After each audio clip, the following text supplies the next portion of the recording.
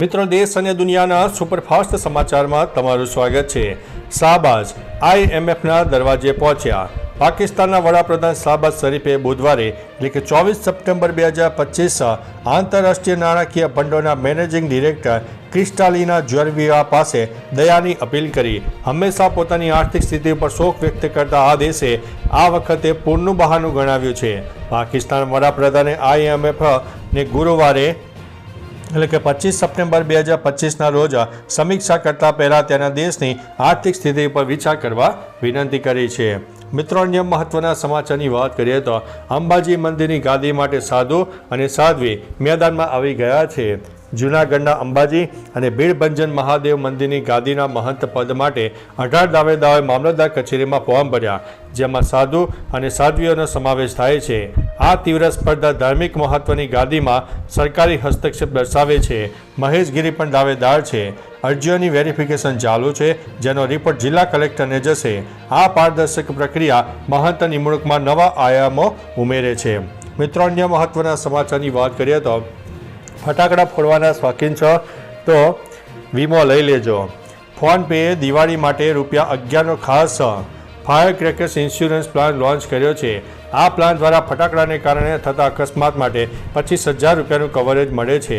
આ પોલિસીમાં પોલિસી ધારક, તેના જીવનસાથી અને 2 બાળકોને કવર કરવામાં આવે છે। આ પ્લાન 12 ઓક્ટોબર 2025થી શરૂ થશે અને ફોન પે દ્વારા સરળતાથી ખરીદી શકાય છે। આ વીમાની વેલિડિટી 11 દિવસની રહે છે। મિત્રો, અન્ય મહત્વના સમાચારની વાત કરીએ તો એશિયા કપમાં અભિષેક શર્માનો છગ્ગાનો વરસાદ। એશિયા કપ 2025માં ભારતીય યુવા બેટ્સમેન અભિષેક શર્માએ શાનદાર ફોર્મ જાળવી રાખ્યું છે। બાંગ્લાદેશ સામે તેણે 75 રનની ઇનિંગ રમી, જેમાં 5 છગ્ગા અને 6 ચોગ્ગા ફટકાર્યા હતા। અગાઉ પાકિસ્તાન સામેની મેચમાં પણ તેણે 74 રન બનાવ્યા હતા, જેમાં છેલ્લા 5 છગ્ગા સામેલ હતા। અભિષેક અત્યાર સુધીમાં 17 છગ્ગા ફટકારીને એશિયા કપ 2025માં સૌથી વધુ છગ્ગા મારનાર ખેલાડી તરીકે સ્થાન મેળવ્યું છે। મિત્રો, અન્ય મહત્વના સમાચારની વાત કરીએ તો જહાજમાં લાગેલી આગ 64 કલાક બાદ પણ કાબુ બહાર જોવા મળી। પોરબંદરના દરિયા કિનારે હરિદર્શન નામના એક જહાજમાં સોમવારે લાગેલી ભીષણ આગ 64 કલાકથી વધુ સમય વીતી ગયા હોવા છતાં હજુ પણ કાબૂમાં આવી નથી। જહાજમાં રહેલા જ્વલનશીલ પદાર્થોને કારણે આગ ઓલવવામાં મુશ્કેલી પડી રહી છે।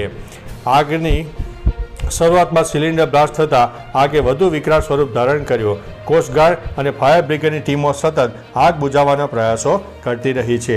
મિત્રો, અન્ય મહત્વના સમાચારની વાત કરીએ તો અમિતાભે કેમ છોડી રાજનીતિ, મોટો ખુલાસો।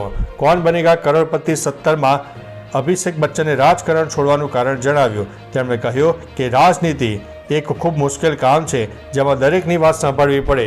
ઇન્દિરા ગાંધીની હત્યા બાદ તેઓ ભાવુક થઈને 1984માં કોંગ્રેસમાં જોડાયા હતા અને અલ્હાબાદથી રેકોર્ડ વોટથી જીત્યા હતા। જોકે તેમણે 1987માં રાજકારણ છોડી દીધું। તેમણે ઉમેર્યું કે આ સમયગાળા દરમિયાન તેમને ભારતીય ગામડાઓની વાસ્તવિક પરિસ્થિતિ જાણવા મળી છે। મિત્રો, અન્ય મહત્વના સમાચારની વાત કરીએ તો મતદાર યાદીમાં ફેરફાર માટે OTP ફરજિયાત। મતદાર યાદીમાંથી નામ કાપવાના વિવાદો વચ્ચે ચૂંટણી પંચે મોટા નિર્ણયો લીધા છે। હવેથી e-સાઇન એટલે કે OTP ટેકનિક દ્વારા જ મતદાર યાદીમાં ઓનલાઈન ફેરફાર કરી શકાશે। ECI પોર્ટલ પર ફોર્મ 6, 7 અને 8 ભરતી વખતે આધાર સાથે જોડાયેલા મોબાઈલ નંબર પર OTP આવશે। કોંગ્રેસ નેતા રાહુલ ગાંધીના આરોપો બાદ આ પગલું લેવાયું છે, જેથી અરજદારોની ઓળખના દુરુપયોગનો ખતરો ટાળી શકાય। મિત્રો, અન્ય મહત્વના સમાચારની વાત કરીએ તો એન્કાઉન્ટર, મૃતદેહ પોસ્ટમોર્ટમ અને ફોરેન્સિક તપાસ માટે મોકલાયો। ગાંધીનગરના અંબાપુર નર્મદા કેનાલ વિસ્તારમાં પોલીસે ખતરનાક મનોરેગી કિલર વિપુલ પરમારને એન્કાઉન્ટર ઠાર માર્યો છે। ઘટના સ્થળે ભારે પોલીસ બંદોબસ્ત ગોઠવાયો હતો। પરમારનો મૃતદેહ પોસ્ટમોર્ટમ અને ફોરેન્સિક તપાસ માટે મોકલાયો છે। ગોળીબારમાં હેડ કોન્સ્ટેબલ રાજેન્દ્રસિંહ ઘાયલ થયા હતા, જેમની એપોલો હોસ્પિટલમાં સારવાર ચાલી રહી છે। મિત્રો, અન્ય મહત્વના સમાચારની વાત કરીએ તો આ લદ્દાખ માટે દુઃખનો દિવસ છે। લેહમાં કાર્ય કરતા સોનગ વાંગચુકના સમર્થનમાં વિરોધ પ્રદર્શનકારીઓએ CRPFના અનેક વાહનો અને ભાજપ કાર્યાલયને આગ ચાંપી દીધી। આ ધમાલના જવાબમાં શહેરમાં કર્ફ્યુ લાદવામાં આવ્યો। ધમાલ અંગે સોનમ વાંગચુકે કહ્યું કે આ લદ્દાખ માટે દુઃખનો દિવસ છે। અમે 5 વર્ષથી શાંતિના માર્ગે ચાલી રહ્યા છે। અમે ઉપવાસ કર્યા, લેહથી દિલ્હી સુધી ચાલીને ગયા। આજે અમે શાંતિનો આપણો સંદેશ નિષ્ફળ થતો પણ જોઈ રહ્યા છે। મિત્રો, અન્ય મહત્વના સમાચારની વાત કરીએ તો સમાધાન કરાવનાર જ બન્યા હુમલાનો ભોગ.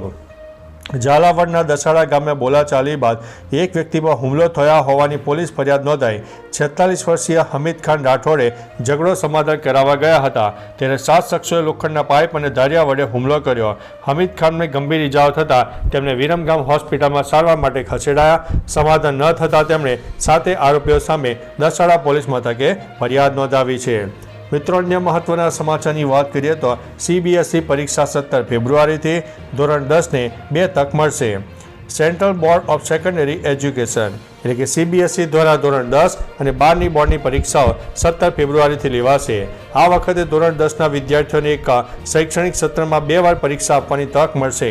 પ્રથમ પરીક્ષા 17 ફેબ્રુઆરીથી 6 માર્ચ 2026 દરમિયાન યોજાશે, જ્યારે બીજી પરીક્ષા 15 મેથી 1 જૂન દરમિયાન યોજાવાની સંભાવના છે. ધોરણ 12ની પરીક્ષા 9 એપ્રિલ સુધી ચાલશે. મિત્રો, અન્ય મહત્વના સમાચારની વાત કરીએ તો PMએ રાજસ્થાનના વિકાસ માટે 1,08,468 કરોડના પ્રોજેક્ટની ભેટ આપી છે. PM મોદી રાજસ્થાનના બાંસવાડા નવા પરમાણુ ઉર્જા પ્લાન્ટનો શિલાન્યાસ કર્યો. આ પ્રોજેક્ટ દ્વારા રાજ્યમાં ઉર્જા ઉત્પાદન વધશે અને સ્થાનિક વિકાસ માટે મોટી તકો ઊભી થશે. માહી બાંસવાડા પરમાણુ પાવર પ્લાન્ટ રાજ્યનો બીજો પરમાણુ પ્લાન્ટ બનશે. આ સાથે 1,08,468 કરોડના વિવિધ વિકાસ પ્રોજેક્ટથી રાજ્યને રોજગારી, ઔદ્યોગિક વિકાસ અને ઉર્જા સેક્ટરમાં નોંધપાત્ર ફાયદો થવાની અપેક્ષા છે. મિત્રો, અન્ય મહત્વના સમાચારની વાત કરીએ તો નીલ સિટી ક્લબના ગરબામાં મોટો વિવાદ સર્જાયો છે. રાજકોટની નીલ સિટી ક્લબમાં ગરબા કાર્યક્રમ દરમિયાન અંગ્રેજી અને બોલિવૂડ ગીતો પર થયેલા ઠુમકાઓને કારણે વિવાદ ઊભો થયો છે. માતાજીની આરાધનાના તહેવારમાં આ પ્રકારના ગીતો વગાડાતા સભ્ય, સમાજ અને સંસ્કૃતિને લાંછન લાગે તેવી ચર્ચા ચાલી રહી છે. ગત વર્ષે પણ આ જ ક્લબમાં વિવાદ થયો હતો. જણાવાય છે કે આ કાર્યક્રમ પૂર્વ MLA ઇન્દ્રનીલ રાજ્યગુરુના ભાણેજ દ્વારા આયોજિત કરવામાં આવ્યો હતો. તો ચાલો મિત્રો, ફરીથી દેશ અને દુનિયાના સુપરફાસ્ટ સમાચાર લઈને મળતા રહીશું. ત્યાં સુધી અમને રજા આપશો. નમસ્તે.